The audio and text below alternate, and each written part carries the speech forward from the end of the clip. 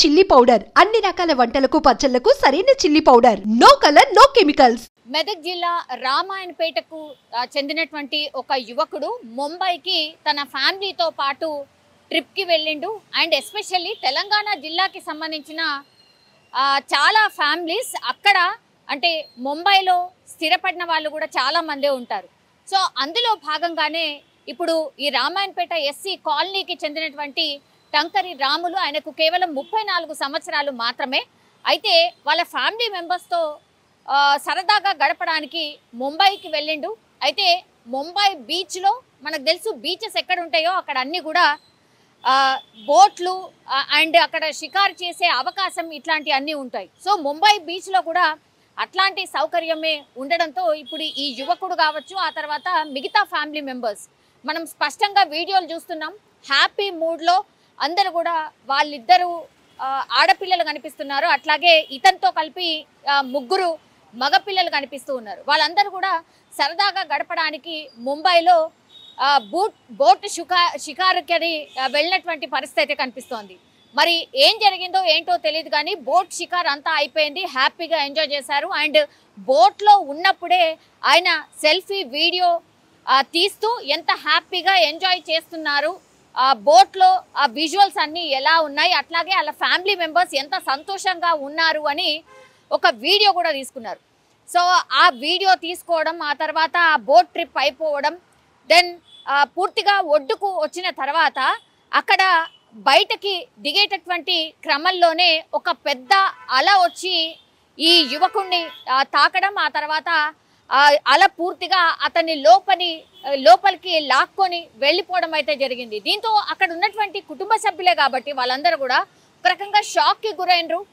అంటే క్షణాల్లోనే జరిగిపోయింది. పెద్ద అల వచ్చి ఇప్పుడు ఈ రాములు అనేటాన్ని పూర్తిగా లాక్కొని వెళ్ళిపోయినటువంటి పరిస్థితి.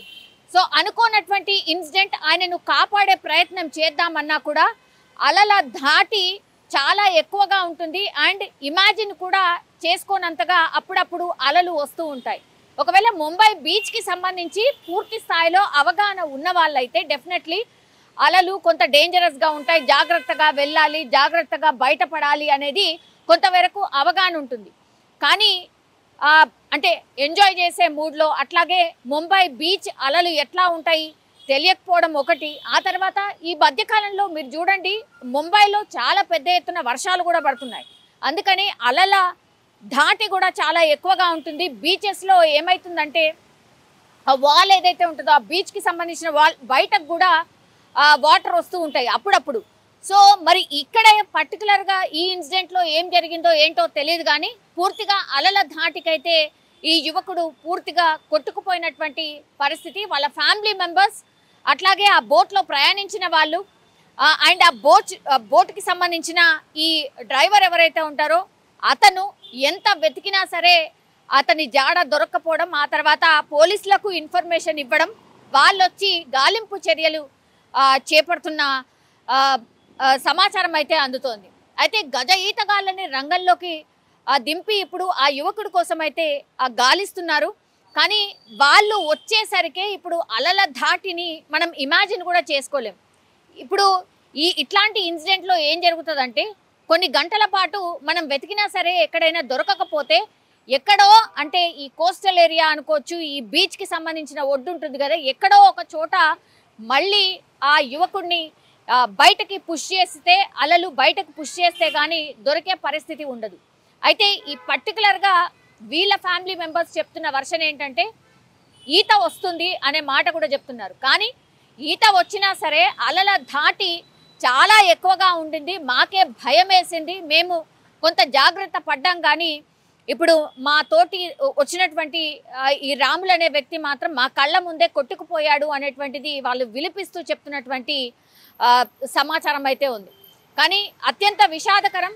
జస్ట్ హ్యాపీగా ఎంజాయ్ చేద్దామని ఫ్యామిలీతో పాటు బోట్ పూర్తిగా బోట్ జర్నీ అంతా ఎంజాయ్ చేసిన తర్వాత కేవలం దిగేటటువంటి టైంలోనే ఒక పెద్ద అల వచ్చి ఇప్పుడు ఆ యువకుడిని లోపలికి లాక్కొని వెళ్ళిపోయింది. అసలు ఎవరు కూడా ఎక్స్పెక్ట్ చేయలేదు, అక్కడ ఉన్న వాళ్ళు కూడా ఎవరు ఎక్స్పెక్ట్ చేసి ఉండరు. కానీ వాటర్ చాలా చాలా డేంజరస్.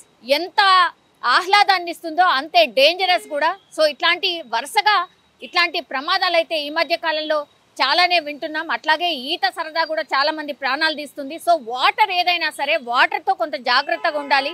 అండ్ ఎస్పెషల్లీ ఇట్లా బీచెస్ అండ్ ఈ కుంటల లాంటివి లోతు కూడా తెలియకుండానే అందులోకి దిగడం, మరణించడం ఈ మధ్య కాలంలో చాలా పెద్ద ఎత్తున కూడా జరుగుతున్నాయి. కాబట్టి ఇట్లాంటి ఇన్సిడెంట్స్ జరగకుండా ఉండాలి అని అంటే చాలా చాలా జాగ్రత్తగా ఉండాల్సిన అవసరం అయితే కనిపిస్తోంది. కానీ పాపం మెదక్ జిల్లా వాసి ఎంజాయ్ చేద్దామని ముంబైకి వెళ్ళి అక్కడ బోట్ షికారు చేసిన తర్వాత అనుకోని విధంగా ఇలా అలల ధాటికి కొట్టుకుపోవడం, చనిపోవడం అయితే జరిగింది.